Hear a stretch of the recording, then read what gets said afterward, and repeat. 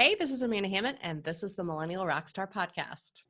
All right, good morning. This is Amanda Hammett. I am known as the Millennial Translator because I help companies attract, retain, and engage top millennial talent.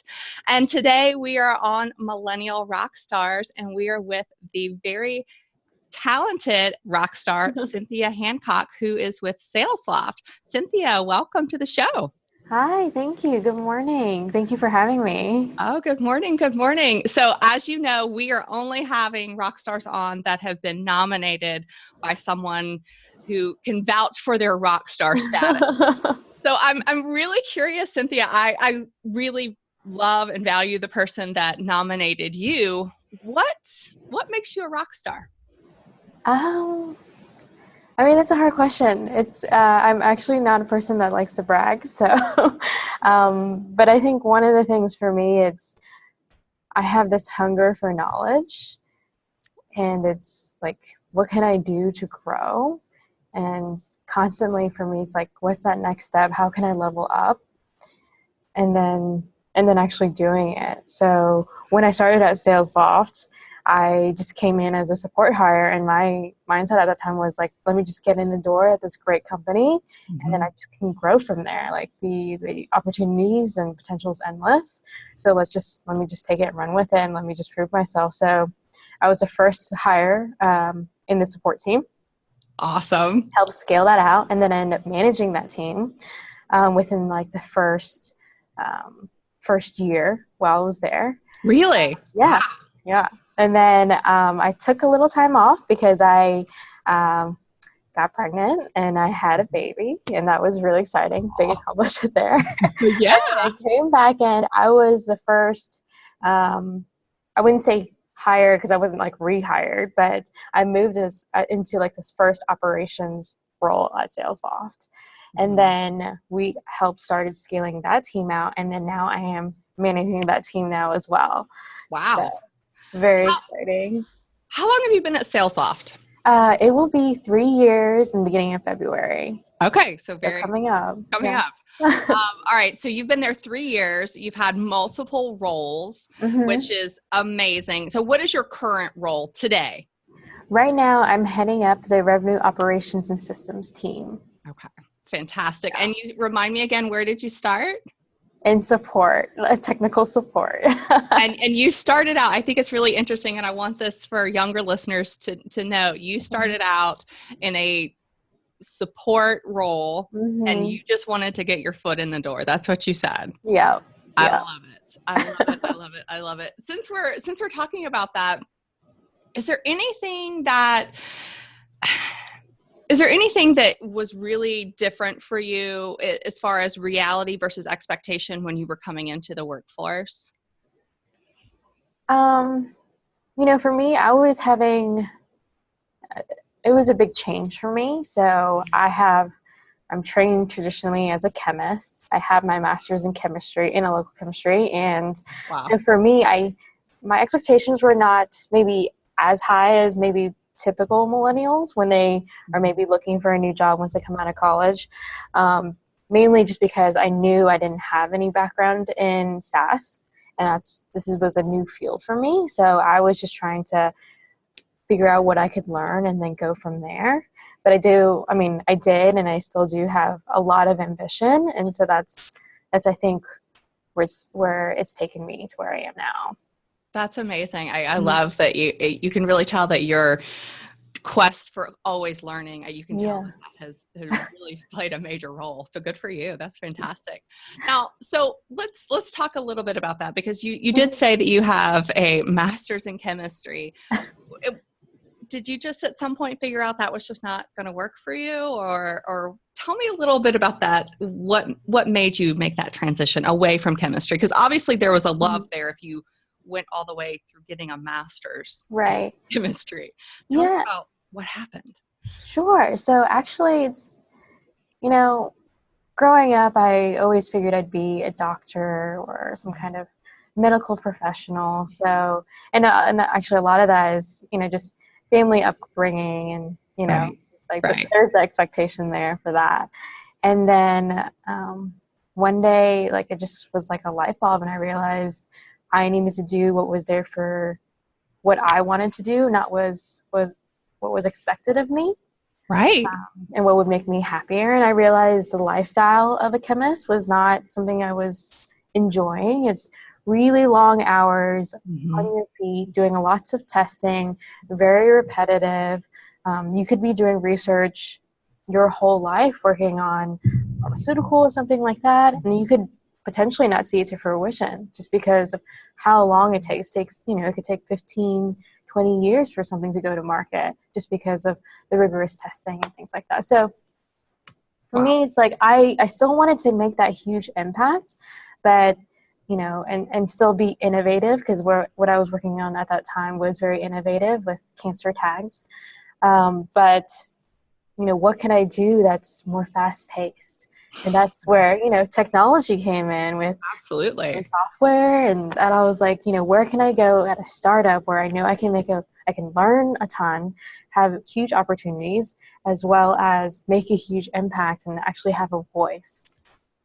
Oh, that's fantastic. I think that really encapsulates a lot of millennial ideals, is being somewhere where you can make an impact and have a voice. I mean, that is what you hear a lot. Right. So let's kind of talk about this. I mean, you mentioned it, but there might be some other things that you want to add in. Sure. Have there been any stumbling blocks or learning curves that you found in your career? And, what did you do to get through them? Sure. One of the first things, especially right when I started at SalesLoft, is because I was, trying so hard to prove myself that I was almost 2 heads down, and not making or building those relationships that I needed to within the company. And, so my boss at that time came to me. He's like, "Cindy, you're doing amazing work. Like, your throughput is like through the roof, but definitely come up for air. Like, I don't want you to burn out. If you want to build those relationships, I will help you because I know you do." And so I started to do that. I started, asking people to go out for lunch and for coffee, learning about what they do so I can learn more about the business. And then just once I looked up more, there were more opportunities just because I had those relationships. And a lot of my success here at SalesLoft definitely has to do with saying yes more, and then building the strong network of advocates that I have now with the senior lead team. So, which has been amazing.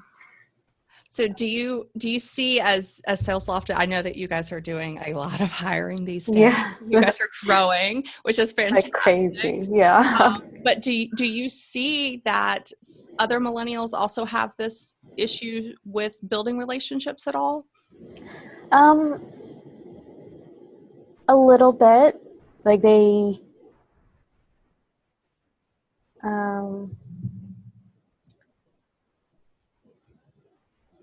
a little bit. I think they need to just be told a little bit more, or not even told. Just they just need more feedback. I mean, they really enjoy that feedback, and that's they. I don't know. That's a really good question.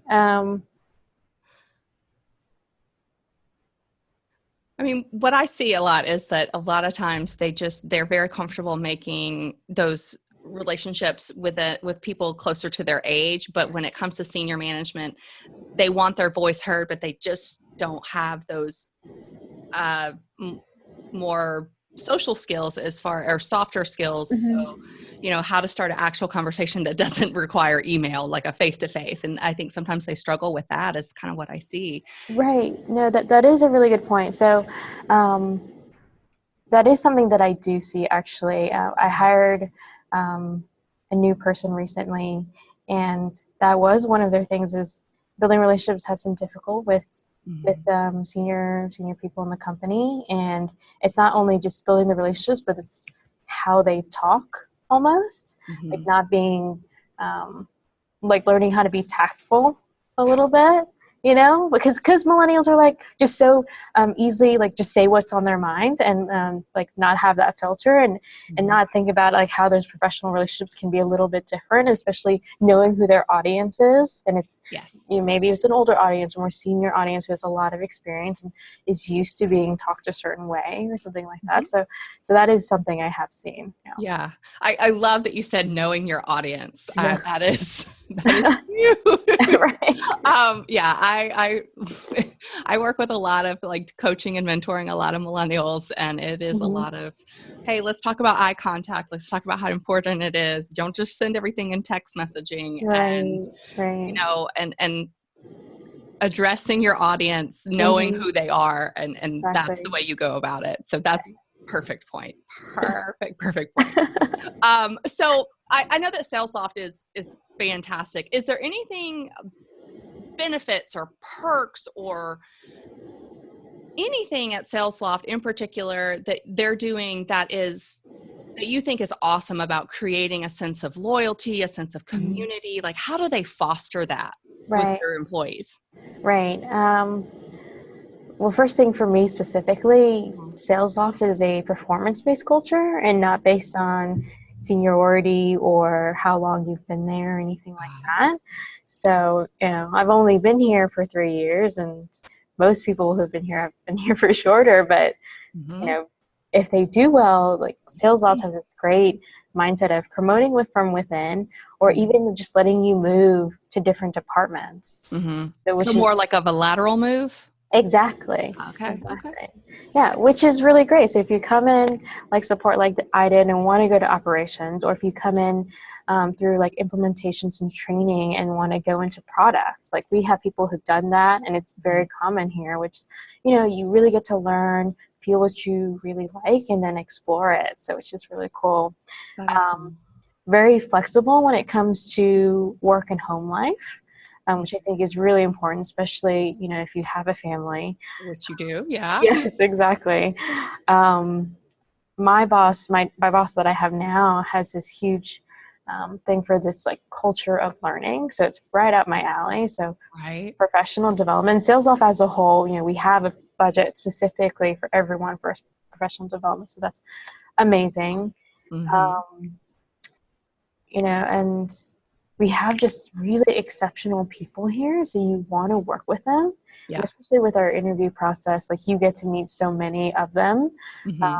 So that's really a testament to, I think, our core values. Right. We have here is if they align with yours, you just want to be here with these people and learn from them and learn from each other. It's really amazing. That's really cool.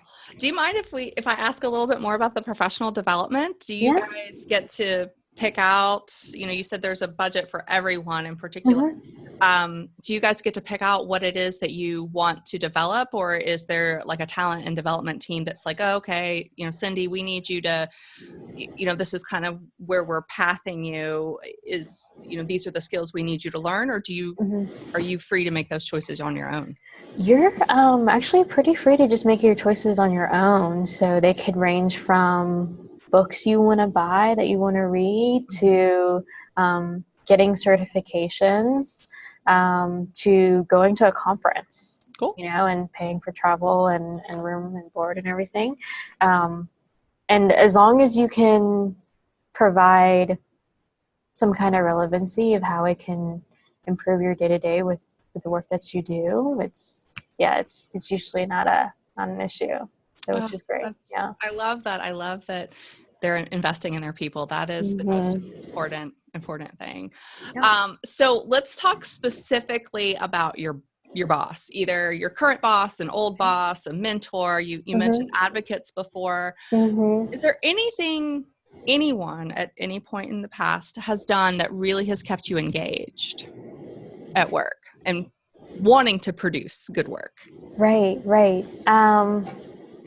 So definitely with Erin, she's just amazing at being transparent. Any questions that I have about anything, she's like, yeah, let's, this is what it is. And, that way I can make my decisions a lot easier because I know I know what she's thinking. I know what everyone else is thinking. And a lot of senior leadership is like that. They're not hiding things or anything like that. So there's a lot of really clear transparency in regards to vision or just things you just want clarity on.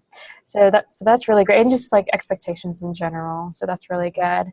The other thing is because we are so open, and we have a really good trusting environment, which is of course really important, is feedback. I'm always looking for feedback, and I know a lot of millennials do, and they give it very freely here. And it's, whenever you're asking for advice, sometimes it could be, for yourself, it could be looked as maybe like weakness, or you feel maybe self-conscious about it because you have to ask, but it's really a sign of strength here, and people really, and I mean, to be honest, people love it when you ask them for feedback and for advice, because it's almost like an ego stroke, right? It's like, and it's a sign that they trust you and they value your opinion. So absolutely. So, I definitely would, tell millennials, do it more. I mean, that's how, if you want to grow, like that's the best way. Yeah. Someone said something to me a long time ago that feedback is a gift. And whether it's good feedback or bad feedback, it's still a gift, and it gives you something, whether it's something to better yourself or maybe not. Exactly. Maybe to distance yourself from people. I don't know. But I love that. I know Erin is incredibly transparent. You can just see that about her the moment you meet her. Yes. But I think it's really valuable that the entire team is very transparent and they put it out there, because I think that makes you as you're looking to continue on your career trajectory, it makes your decisions a lot easier because there's nothing clouding. You know exactly what you have to face. So I love that. So is there anything that I get a lot, I talk to companies from all industries, all sizes, and one thing that really bothers me that I hear is that sometimes companies say, you know what, we don't hire millennials. No. And I'm like, at first I'm a little stunned. The first few times I heard that, but then I'm like, should we go ahead and schedule when you're going to close your business? Right. Exactly. You're not gonna have a choice. 2025, they're expecting millennials to be 75% of the workforce. So what are you going to do then? Exactly. So is there anything that you wish companies outside of SalesLoft or even within SalesLoft, is there anything that you wish that they knew about hiring younger employees?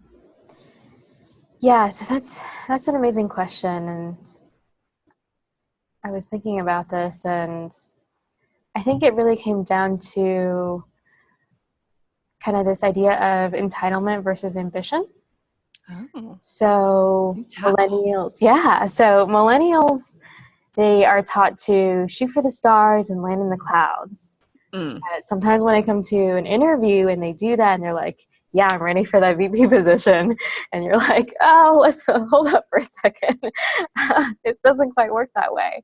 But that's, I think, where you can actually, as for the company or a hiring manager, that's where you can see, I think, the opportunity in them is they have this, yes, you need to meter their expectations, even though they are very high, but it's focusing on setting those expectations, setting clear goals, and getting them to that next level. And you can do that because they have the ambition to do it. As a hiring manager now, I would choose ambition over complacency anytime, right? No one wants this just the status quo. No, absolutely. Especially not now, especially not as the economy is changing and shifting, and in a place like SalesLoft. Right, exactly. That complacency will kill you all the time. Okay, so is there anything in the hiring process that companies have that you wish was easier or better or just different? Yeah, I'm not sure if this is so much of a millennial view. Okay. But this is more, I think, in general, especially in technology spaces, how can we take bias out of the interview process? there's not enough women in senior leadership, and Sales Loft is trying very hard with, we sponsor a lot of senior leadership events, and we have like a women's leadership training that I'm actually going through right now. Awesome. By Sales Loft. And so just, what can we do to take out that bias on the front end so that we're not, unnecessary. And it doesn't necessarily have to even just do with women, but, races or anything. Right. Or you just have everyone has their own bias just based on their upbringings and how they think, just on different things like how people dress or, what their makeup looks like and things like that. And so how can we get rid of that as much as possible? That is my big thing personally. Right. But just more in general is Sales Loft does a really good job in the interview process of doing peer interviews and culture interviews and just making sure they're not only the right fit for the company, but also are right fit for your team. Because each team has a little bit of their like subculture. Yes, absolutely. Absolutely. Right. So this has been really great. And not only for us as a company to hire the right people, but also for that person to really get to know the people at the company to make sure it's a right fit for them as well. 1,000%. I love the way that you phrase that and you put that, because each team does have its own subculture in particular. I loved all of it, but that is just something that a lot of companies, I think, miss the mark on. They think, oh, you've got these skills on your resume, so check, you're good. Right. No. You can have great skills, but if you don't fit with your team, that whole team can tank in a very short amount of time. And you see it happen all the time. And they were like, what happened? It's like, right. Well, so, that's awesome. Cindy, thank you so much. I really, really appreciate all of your wonderful insights and sharing with us what makes you a rock star. I know that you're too humble to say that, so I will say it for you. Well, thank you so much for having me. I really enjoyed this. Is there any way that people could reach out to you through LinkedIn, or are you comfortable with that? Absolutely. Yeah. Reach out to me, LinkedIn, message me, connect with me. Okay. I would love to connect. Yeah. All right, perfect. Well, I will include your LinkedIn link in show notes and with this interview. But otherwise, Cindy, again, thank you so much. This has been Cynthia Hancock with Sales Loft. Thank you so much. Thank you. Have a great day. Bye. Thanks so much for joining us for this episode of the Millennial Rockstar podcast. If you are looking for even more information on millennials and some free resources, visit my website at amandahammett.com. The link is below. It's amandahammett.com. There you can download a free millennial employee engagement guide that will give you all kinds of tips and tricks on how to keep those millennials engaged on a day-to-day basis. Because we all know that millennials who are happy at work are more productive at work.